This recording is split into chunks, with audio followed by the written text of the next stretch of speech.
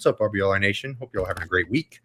My name is Carter Brantley, and you are joining the RBLR Bulls Show, where we talk all things USF athletics related. We're excited to get into some really fun stuff and some not super fun stuff in some aspects. But regardless, we're going to be talking about it. We're going to be covering it here at RBLR Sports. So give us a like, give us a subscribe if you like what you hear, if you want to stay up to date with all things USF athletics. I promise we won't miss a beat. We have all the sports covered, really. We give them all their fair shake because there's a lot of really cool stuff going on at USF, especially with the athletics department. So, yeah, but I can't go any further without introducing my wonderful co-host, one of the drivers of this ship, Mr. Musab Tariq. How are you doing tonight, my friend? So far, so good, Carter. Yeah, just another beautiful day in the Bay, you know what I'm saying? But yeah, man, always something going on in the USF world. So that's always exciting. Yeah, man. I mean, hey, there's really not a day that goes by that there's not something going on USF athletics related. Like you said, today the beach volleyball team was playing Boise State. We'll get to that. The baseball team is playing UTSA. They've got a series in San Antonio this weekend, and we'll cover that as well as their exploits from this past weekend because they had a pretty nice weekend. They swept the Memphis Tigers. We'll get more in depth with that, but we wanted to start with kind of rip the Band-Aid off, start with the bad news first. The transfer portal has begun, and Wes Enis, he is headed to Providence. Surprise, surprise, he's joining Coach Hodgson over there to go up north. And, it was kind of he kind of played his hand a little bit, or showed his hand rather, when he entered the transfer portal with that do not contact tag. It was sort of a tell that, hey, this guy's probably following his coach. And it's understandable. Providence has quite a massive NIL men's basketball budget. They don't have a football team, and their men's basketball team is pretty darn good, or at least has been historically. So, understandable. But the bummer, really the significant bummer for them, USF has no returning players whatsoever. Every single player on this roster has entered the transfer portal or doesn't have any eligibility left. I know Josh Omajafo signed with a semi-professional team. I forget where, but he's moved on. Isaiah Nelson obviously declared for the NBA draft. So USF, obviously things could change. CJ Brown has entered the transfer portal as well. Who knows how Pinion's transfer portal action plays out too. But USF could be running back a whole new team. Wissam, what are your thoughts on this, man? I'm just kind of at a loss for words. It's kind of one of those things that's like, it's a sign of the times and all that. But man, it's still tough to see. So are you hopeful that USF can still be pretty good this year, or is this an area of concern for you? It's an area of concern. I think the NIL transfer portal has changed things a lot. And I think we're just going to be like, respectfully, I don't want to put us down, but kind of like a stepping stone. You know what I'm saying? At least Yeah. as of right now, you know what I'm saying? So for that reason, I mean, yeah, you can't blame guys like Wes Enis going, to Providence. First of all, there's familiarity with Coach Hodgson, and on top of that, the program's bigger and it's historically better. So these things are bound to happen. But I guess the positive takeaway is, we still control the AAC, and we can, if you get what I'm saying, Yeah. it's not like anyone's gonna, like, any great talent's gonna be like, oh, let me go to Wichita State, or let me go to Tulsa or FAU instead of USF. If they're turning those down, chances are they're going to a better program. So Sure. we still have that, so based on how that goes, we can still win the AAC, and then, go to the tournament next year and Yeah. see how it goes from there. Then again, we get our matchup with the big dogs. So if this is how it's going to be, then this is how it's going to be, I guess, Carter. I don't know. I mean, uh, this year was the kind of year for us to go as far as we could, like, wow, we really have a shot.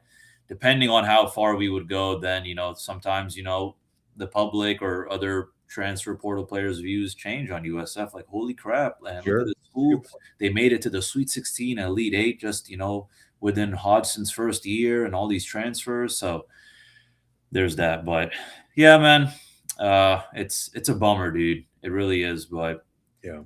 I Yeah. think the news is even with them just winning the conference and putting up a really competitive game, frankly, against Louisville, I do think that there's a shift in the way.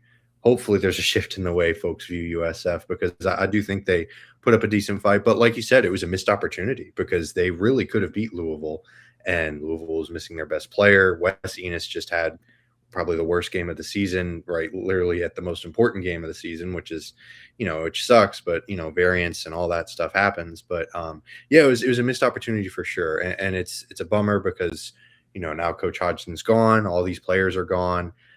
This felt like a really good opportunity to maybe make some noise in the tournament. Obviously, didn't come to fruition, but I still look back on this season on the Brian Hodgson year. You can't really even call it an era with fondness because it was a successful season. But like you said, one that could have been even better, and so it is a bit of a bittersweet taste in some aspects. So yeah, the men's team we'll see. I think Coach Mack's going to do a great job bringing in some good talent. He proved at Xavier that he could really put together some really competitive teams, and I have no doubt that at USF he can do the same. But it's also Memphis is also still lurking. I know they've got their own set of issues with all that nonsense with a lot of stuff going on there. So yeah, USF is still very much, I think, would be the favorites, assuming they have a good transfer portal class and everything. Like you said, Musab, they probably still run the American, but man, it is tough to see as much of an exodus as has occurred so far. But this also means that there are spots opened up. There's playing time that could be given to a D1, a really high profile player that's not necessarily seeing much run at bigger schools. So there's opportunity here for sure. And the women's basketball team, they're going through something similar. The transfer portal for both is a 15-day window. The men's starts April 7th, runs through April 21st. And that's when players must officially submit their intent to transfer within this period. But they can still commit to a new school after the deadline. Women's team, it's 6th, or the women's league is 6th to the 20th. So it's a day earlier. So we'll see. The women's team is going to have some similar interesting decisions to make with their roster as well. So it's a lot to handle for sure. But any closing thoughts on the state of the transfer portal? I mean, we could do a whole episode on that, but any closing thoughts on either the men's or the women's basketball team heading into this transfer period? It all just comes down to, I guess, longevity and, how your program is viewed and, the money you Sure. have. So, um, we have the longevity, in the women's basketball program, for example, but it's just like, now we're dealing with now, first of all, NIL transfers and new coaching staff as well. This is no longer the Jose Fernandez show. Right. So it's just constant change. You know what I'm saying? So there's only so much you can do when a lot of things are just going in and out. Yeah, Players, there's only so coaches are much you going can in and out. control. Yeah, Yeah. Yeah, I mean, that's the tough part is they're gonna have a whole brand new system, but at the same time, when in this, in the transfer portal era, you're having a whole new roster basically anyway. So it's kind of like it's not that it doesn't matter at all, but it almost doesn't. Like yeah, you have a brand new roster, so you probably have to create, a new game plan or view their roster differently anyways. So I guess why not throw in a new coach on top of that too? It's kind of one of those things. But yeah, we'll be monitoring their transfer portal moves, who they bring in throughout the rest of this offseason, for both men's and women's team, because it's going to be interesting. It's going to be a lot of fun to watch and see who they bring in because could be some under the radar names that maybe play a big role in the USF basketball program coming into this 2027 season. Man, it's crazy to say, but yeah, it's going to be fun. But baseball team, they had a very, very productive past weekend. I know we started on a sour note, but they took a series win versus Memphis, April 2nd through April 4th. They thumped the Tigers in the first and the third game, lost a bit of a closer one in the second. The first one, they thumped them 10-1. Really, really impressive start from Edwin Alicia. He threw 7 innings, and the 1 run that he gave up was unearned. 5-2 for the season is his record, so really fun stuff there. Memphis scored that run in the first inning, but man, they were blanked for the rest of the game. And, USF blew that thing open with a 6-run 8th inning to put that game away. Jacob Green had a pair of triples, something no Bull has done since 2018. So that's really fun. And the name of the game, I mean, you could probably say this for really any baseball team, but for USF in particular, they are undefeated when scoring 6 or more runs. That's kind of a pretty hey, if you score 6 or more runs and you're losing games, that's probably not a good sign. But in USF's case, they are dominating. USF lost the second one, though. Memphis jumped out to a 6-0 lead early through 2 innings, and USF just couldn't quite get back to it. Michael Gupton for Memphis, he hit a 3-run home run early in the first to do a lot of damage. Landon York, he just had a rough night on the mound. Only pitched 1 1/3 innings. He gave up the 6 runs, so it was kind of tough. USF tried to make it close, 6-4 in the 7th. Lance Triple contributed a solo shot, and Relaford had a 2-run double, but then Memphis pulled away a little bit more. So it was tough, but it happens. Triple managed with that home run. He managed to extend his hitting streak to 16 games, which is kind of fun. And then USF took the rubber match 5-0. They really dominated, and it was on the shoulders of Michael Sine. He threw 7 scoreless. He's undefeated record-wise. Ethan Sutton came in. He threw 2 perfect innings to close it out as well. So that was fun. And Jake Kulikowski, he had his 3rd homer of the season, a solo shot in the 2nd. So that was really fun. Matt Rose drove in a couple of runs. Juan Correa added a sacrifice fly in the 8th. This was their 3rd shutout win of the season. They are now 24-8. So really impressive stuff, man. And now they're taking on UTSA. This is a big conference road series. They're headed to San Antonio. UTSA was 47-10 last year. They made it to their first ever super regional. And the Roadrunners were anticipated to be 2nd in the conference preseason poll. USF was picked 5th. So it's going to be really interesting. Michael Sine and Edwin Alacia continue to anchor this rotation for USF. They're hitting 298 as a team. So it's really impressive. Lance Triple highlights that. He's leading the team in batting average with a 333 average, and Ryan Pruitt leads in RBIs with 24. So some really fun stuff here coming up for USF. The conference play continues, and it's really intense. It's really great baseball. Definitely check it out. It's on ESPN Plus, or if you're in the area, it's worth heading to the McEwen field. They've got some really fun stuff out there.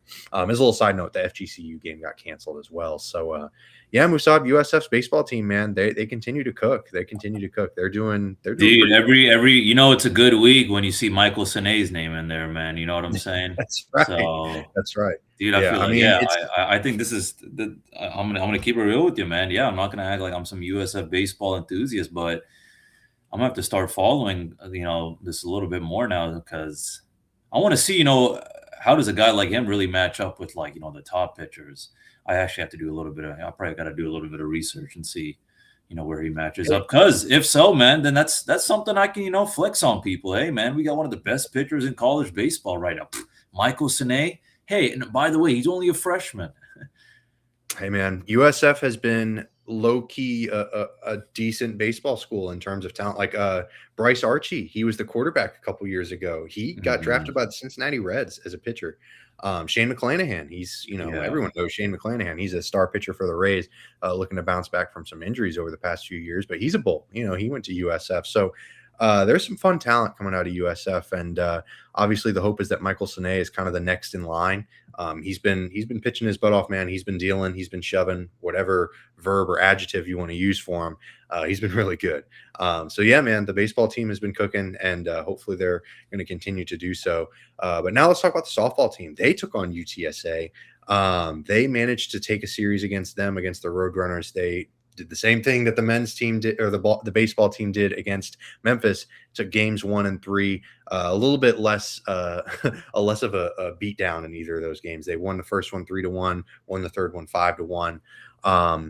And it was really fun. So game 2 was a 9-6 loss, but the first and the third game were really tremendous. Ann Long continues to perform really well in the circle. She won her first ever American Conference Pitcher of the Week award. She had 2 complete games against UTSA over the weekend. 14 innings total across both starts with 7 strikeouts. She held UTSA to a 250 batting average. And now USF is headed to UF April 8th. after that one, and they unfortunately fell 4-1. And that's going to happen. UF's number 7 in the country. They're a tremendous team. Obviously, they're a big time program. So we'll see how that we'll see how that affects the team. The morale, and obviously, taking a loss to a team like that it's a bummer, but at the same time, only losing 4-1, that's actually a very competitive game. So hopefully they're able to ride that momentum and be able to carry that into some into some conference games, because USF softball team, man, they're led by Coach Erickson, obviously, and Denia Brooks and Jamia Nelson had a great weekend against UTSA. So hopefully they can continue that momentum into more conference games. But that's going to do it for the softball and the baseball teams. Now, how about lacrosse, Musab? The women's lacrosse team, they also took on Florida. How'd they do? Yeah, man, that Florida team was also ranked number 7 as well. Sheesh. Yeah. So talk about 7 in Florida. But yeah, we lost we lost 14-8. It was, non-conference road game. We actually did tie it up in the third quarter after erasing a 4-goal deficit. But then the Gators, they clapped back by scoring 7 of the last 8 goals, to pull away for good. But Elise Grissett, one of the team leaders, she led the team that game with 3 goals. Her second hat trick, and then USF, they put up a good fight, man. They actually outshot Florida 39-23. They won the ground ball battle, but fortunately just wasn't enough. Still ended up with the loss. But shout out to Natalie Eastwood. She made 5 saves in goal. And now we will be we will be hosting Charlotte tomorrow, Saturday, April 11th at 1 p.m. So if you're in the area, go ahead, check that out. So Charlotte, they're coming in 6-6. They're also like a second year kind of, or actually, no, they're not a second year team. They're 1-2 in conference after losing 2 straight. But yeah, sorry. Yeah, they are in the second year of their existence. So it is, a bit of a unique matchup. So Charlotte did win the previous meeting. It was a battle, 17-16. So should be another close one maybe. So one person to look out for is Isa Torres. She is Charlotte's biggest threat. She just passed her 100 career goals this season. So definitely something to look out for. But hey, man, I just like to see, we're getting in on, some top tier action. Yeah. For the most part. I mean, I feel like we're putting up a good fight. I have to say, we're hanging. At least we can hang with these teams if you think about it. Yeah. With this UF lacrosse game, we tied it up in the third quarter, and then USF softball against Florida. I mean, Florida jumped out to a 3-0 lead, but after that, I mean, for the most part, we were able to hold it down. Obviously, they cranked out one more, and we're able to win 4-1. But yeah, man, never fun losing, but these are good battles against a really good team. Yeah, absolutely. I mean, it's a bummer to take those losses. Obviously, you'd love to be Byron Brown and the football team managing and watching Automatica Grammatica kick a game-winning field goal and all that. But at the same time, yeah, that lacrosse game, I think it was a lot closer than the score would suggest. I think that's the ultimate takeaway. And if you can hang with the number 7 team in the country through 3 quarters, I think that's really impressive. It's sort of reading through that. It sort of reminded me of the Alabama game last year versus USF, where they hung tight. I was going to mention that too, what I was talking about, the softball, just that even our basketball team, like when we played, I remember when the women's basketball, when we went against South Carolina and UConn, that was a different story. But when the men's team played like Alabama, for example, and they were top ranked, I remember we put up a good fight for the most part. So yeah, absolutely. Hey, man, this is just how it is, man. Schools like us, we get opportunities to say, hey, you want to be relevant? Let's see what you can do against the big dogs. So yeah, we hang with them. We get our respect. We beat them. Then, wowza. Right. And, if we get run over by them, then, we move on to the next match. Yeah, that's how it be. That's right. It is cool, though. They're playing Charlotte. Like, it's cool to see young sports programs, programs that are still trying to find their footing. And the 2 women's lacrosse teams, the Bulls and the 49ers, kind of finding their footing in their second season in existence. And I think that's really cool. I'm really excited to see that. So like Musab said, if you're in the area at Corbett Stadium it's tomorrow. It's Saturday, the 11th at 1 p.m. So it's going to be a bit of a hot one. Maybe bring a fan or sit in the shade. But it should be a lot of fun. But there was some track news this past week as well, Mr. Tariq, and you are the resident track guy. You're big into this stuff. So the floor is yours, my friend. Update us on how the Florida relays went. Man, I don't know if this is a USF podcast or a UF podcast. We're talking about Gainesville again. All right, well, here we go. Florida relays. This was a big meet, kind of in the outdoor track and field world for college. So yeah, USF competed at the Florida relays. We put up some, a couple of strong performances. First off, Annalie Harbison. She set a personal best in the hammer throw with a 56.92 meter toss. And then Nicodem Pachupian and Peyton Pitts, they both cleared 5.30 meters in the pole vault. So they finished second and third. Kareem Belmadi, our long distance star, he set a personal best in the 800 meter with a time of 1:48. And then Kelsey Singleton placed third in the 400 meters with a personal best of 45:43. And then the men's 4x1, they finished third in the prelims, fourth in the finals. So now USF will be headed on home, or is going to be hosting this weekend, the South Florida Invitational. It's a 2-day event, so it's happening today, Friday, and tomorrow, Saturday.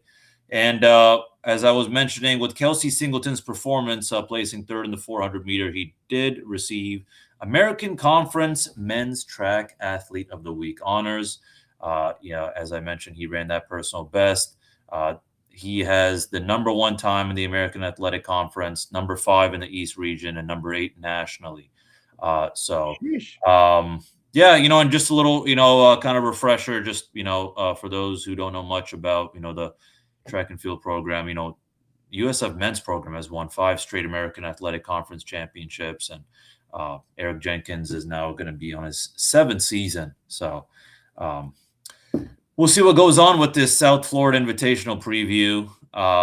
Just because there's also going to be, some senior night action, giving some love to the seniors. Heck yeah. So on top of that, we'll see some action from Julio Kroll as well, who ranks top 15 in the 100 meter. Should be a fun one. Yeah, I love hearing about the track stuff. It's always kind of foreign to me, frankly, because I know about as little about it as it gets. But well, dude, number 3. I mean, that Kelsey Singleton being number 3, dude. That's big, man. Because like I said last week, a lot of schools came out here. SEC programs historically have been known to have the best track programs, and sure, specifically 400, 200, 100. Right. Yeah, they got a whole lot of just beasts. So. Yeah, man, this was really nice to see. Really cool stuff. Yeah, I mean, who would go figure the conference that seems to dominate in most sports, they dominate in track and field too. It kind of sucks, but that's how it be sometimes. We'll keep y'all updated, or rather, Mr. Tariq will keep y'all updated with the track and field stuff moving forward. But beach volleyball, they actually had a match today. They played against Boise State in the Boise State Beach Bash, but before that, they had some fun academic awards too. They earned some Conference USA academic awards. 18 players were named to the commissioner's honor roll. And to make the honor roll, players need at least a 3.0 cumulative GPA, and 13 of the 18 received the higher commissioner's academic medal honor, which is 3.75 GPA. That's the threshold there. It's a pretty high bar. I wasn't exactly the best student in college, so I don't think I got necessarily to a 3.75, but that was pretty cool. Wanted to give them a little shout out as well. They're 18-6 on the season. They just joined Conference USA in July 2025. So really interesting stuff. And so Friday they're going to play Washington, but they unfortunately lost today to Boise State. Is that right, Musab? Am I reading that correctly? But, they lost. Yeah, they lost to Washington. Yeah, 1-4, right. And then I was watching a little bit of the Boise State game. I haven't didn't check the final score. Oh, no worries, no worries. But tomorrow they're taking on number 11 Grand Canyon and then FIU to close out the tournament. So really fun stuff, man. I mean, traveling all the way to Boise, Idaho, and shout out the Mountain West Conference, man. They were broadcasting the games, so that's pretty cool. And this is the final road trip of the regular season for USF beach volleyball. So that's kind of cool. And two of the four opponents are ranked. Obviously, Boise State number 19 and Grand Canyon number 11. So this is a fun one. This might be kind of the apex of the regular season. It's kind of cool to watch them finish this out. So it's one of the tougher weekends of the year for sure. So we'll see see how it all plays out. But yeah, we'll definitely have to check back in next week after the rest of the Boise State Beach Bash takes place. Kind of a fun little set of alliteration there. I like that. But the tennis teams, they had some really fun stuff. The USF men's tennis team, they had a heck of a weekend. Musab, give us some information about that. How'd they do against number 55 Charlotte and FGCU? Yeah, absolutely. So yeah, it was a doubleheader sweep at home. Woo, First, we beat the ranked Charlotte 6-1, and then FGCU 4-0. 6-1. My goodness. Yeah, man, one of the best wins actually for the season so far for the Sure. Bulls. Especially being that Charlotte was 55 in the nation. Right. So yeah, our boy Hugo Carr, he led the way against Charlotte, 6-4, 6-0 win at the number 1 spot, and then Elijah Sham. He had his toughest match of the day. Won the first set 6-3, lost the second set 4-6, and then clapped back in the tiebreaker set 10-4. So little 3-set battle action going on there, but he was able to get the W. And then against FGCU, James Newton, this is where he stepped in. He got that 6-3, 6-1 win. It was also kind of known as limited singles time. So and then USF got their doubles point in both matches, just to kind of set that tone real early in that FGCU matchup. So after that, we headed on back home to Tampa, and we hosted Senior Day against the University of North Florida. So we closed out the home schedule with a 6-1 win over North Florida, honoring our seniors such as Hugo Carr, Augustine Cuellar, Toto Yanis, and Elijah Sham. Stepan Maruzek, he actually got the things going. He got a 6-2, 6-1 win. And then Toto Yanis, he got his Senior Day win, 6-3, 6-1. Augustin Cuellar, he got the team win with 6-3, 6-2 win at the number 4 spot. So UNF's only point came when in the number 1 singles. It was a tough first setter for Hugo Carr. He lost 7-5 and then unfortunately 6-3. So all good, though. We're headed on over to Tulane this Sunday for a 2 p.m. matchup just to close out the regular season, and then we'll have the American Athletic, Conference Championship action going on. So, yeah, man. But then your USF women's tennis. Unfortunately, we weren't able to, handle the top 50 opponent, Rice, who was 57 to be exact. Lost 4-1 on the road. It was a lot closer than the score shows. Rice did get the doubles point early, and then Margarita Marcone, she was the bright spot. She came back from her first set loss, 1 in 3 sets. Josephine Foster, she pushed her match to 3 sets, winning the second set 6-0. It was, just a good dogfight. And then Melissa Sendley, competitive, number 1 matchup, but it just went unfinished after the team result had, come out. Once, Rice got that 4th point. So Sienna Leeson, shout out to her. She pushed it to 3 sets, but couldn't close it out. But USF did, have another matchup against FIU to close out the regular season. Unfortunately, we closed out with a loss. It was a tight matchup, 4-3 loss to FIU. Wrapping up the regular season at 5-15. We did win the doubles point. We did take the early lead in the singles. Emily Drukarova and Sienna Leeson, they both won their singles match, but then FIU won the last couple of matches, got that 4-3 win. But wanted to give a shout out to Melissa Sendley and Josephine Foster. They did have real tough matches, 3-set losses. Unfortunately, that's kind of where it hurt USF's chances. So despite, the losing record, still a good fight at times.